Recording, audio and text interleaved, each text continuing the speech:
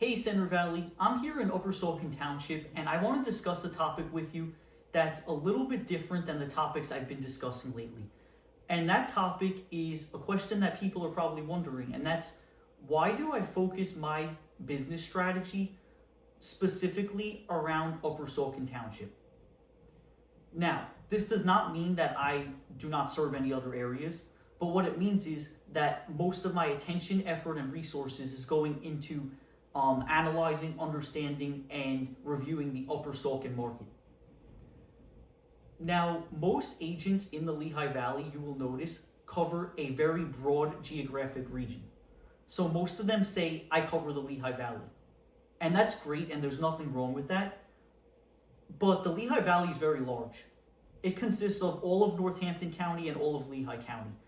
And the truth is that the Lehigh Valley is so diverse geographically and there's so many different municipalities, and each municipality operates differently. And if you cover the whole Lehigh Valley, it doesn't mean that you can't successfully handle a transaction in any part of each county. But what it means is that you don't have the depth and the hyper-local specific knowledge that you need to really serve customers the best way that you possibly can. So it doesn't mean that they're not good agents. It doesn't mean that they can't handle it. That's not what it means. You can have a perfectly great transaction with agents that cover the whole valley, but they're not going to know the area, like let's say Upper Saucon Township as an example, in detail and in depth and in the same, block by block, neighborhood by neighborhood, every single specific thing about Upper Saucon Township. And that's the differentiation that I want to make, because if you're looking to buy or sell in Upper Saucon, it's really important that you are working with someone that knows the area. So now, I obviously view the real estate industry differently, and I want to talk for a minute about why I decided to join the real estate industry. So I actually joined the real estate industry to sort of disrupt it a little bit, because I don't think that the status quo is really effective anymore. So before I got my license, I have to say that I did have a negative overall perception of realtors. And I think that a lot of other people share that perception. And I think that it's understandable, because you hear a lot of realtor horror stories that then reinforce that perception. But the truth is, like any other profession, there are a lot of really good ones and there are a lot of ones that aren't that good. So it's important to take that into account and interview an agent that's going to work for you, because someone could be a good agent but not necessarily be a great fit for you. So that's really important to take into account as well. But going back, I want to give you a little bit of history. So I have been involved in the real estate industry in some capacity since I was 8 years old. I was raised and brought up around real estate, and I took an interest in real estate from a very young age. When I was a teenager, I invested in my first rental property. And since then, as the years have progressed, I have bought and sold, before I had my license, numerous properties, different types of investment properties. So over that time, I've gained a lot of real estate experience that I had before getting involved in the industry. I also do come from a family construction background. So my grandfather was a carpenter. My father was a builder for his whole life. And naturally, over time, just from being on jobs with him and from doing renovations around the house, throughout my whole life, I've been exposed to construction. So I've naturally picked up that basis of understanding as well, which is extremely useful to plug into real estate sales.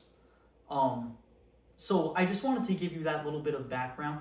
So now, like I said, I got into this industry because I think it needs to be disrupted. Quite honestly, I think the bar is too low. I don't think it should. I think that the licensing process should probably change. And like I said, I don't want to discount the fact that there are a lot of really good agents. There really are. So, but you need to make sure that you interview them. You need to make sure you ask them the right questions, and you need to make sure that they're a good fit for you. So I wanted to give people an alternative, because I feel like a lot of realtors are very salesy. A lot of them, they want to make the sale. And that's not my strategy. I'm not looking to just make a sale. I view myself more as a hyper-local strategist or an advisor that's going to work with you to achieve your goal, regardless of what that goal is, because it's going to look different for everybody. So this is not a one-size-fits-all approach. A lot of realtors do sort of have that generalized approach. This is more specifically tailored for you. What are your goals? What are you looking to accomplish? And how can I help you do that? I'm never going to try to convince you to buy a house. I'm never going to try to convince you to sell a house. That's not what I do. I'm not a salesperson. That's not how I view myself. And I think that a lot of realtors have sort of that like phony type of salesiness about them, and they just want a paycheck. And that's part of the reason why they will chase every lead in every part of the Lehigh Valley, because they are chasing a paycheck. And like I said, there's not anything necessarily wrong with that if that's what their business model is, but I don't personally feel like it's the best way to serve customers. I would rather know 1 or 2 or 3 markets extremely well and have that depth than know 10 or 20 or 30 markets reasonably well. It doesn't mean that, like I said, it doesn't mean that I can't execute in those markets. It doesn't mean that I don't know what I'm doing in those markets. But I think it's important to have that hyper-local strategist that knows the difference between Sunrise Valley and Valley Green and Weyhill Estates. And then even more specifically knows the difference between a house on Lexington Court or a house on Sunnyside Road. And knows the municipality, what the municipality requires. And it's really important. And the other point that I want to make is that I do live here. I live in Upper Saucon, so my daily life is also experienced in this area. So that's the reason why I focus on these areas. And I wanted to give sellers more resources and more options, and buyers as well.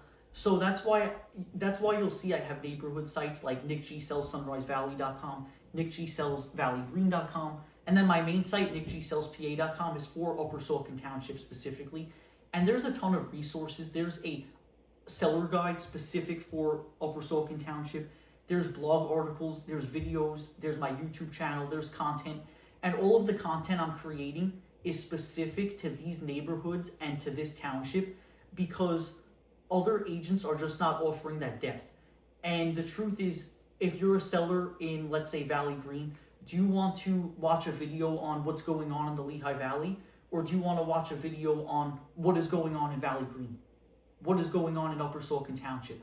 Which one pertains more to you? Obviously, the more localized one does, because what's going on in Valley Green might not be the same as what's going on in North Whitehall or in South Whitehall or in Forks Township. So it's really important that you have data, useful data and information that is specific to you. So going back to the main question, why do I focus on Upper Saucon Township? Because I want to give sellers and buyers an alternative option. I want to provide them resources, and I want to be a hyper-local strategist rather than focusing on a broad geographic region, so that I can provide the depth required to really get you the best result.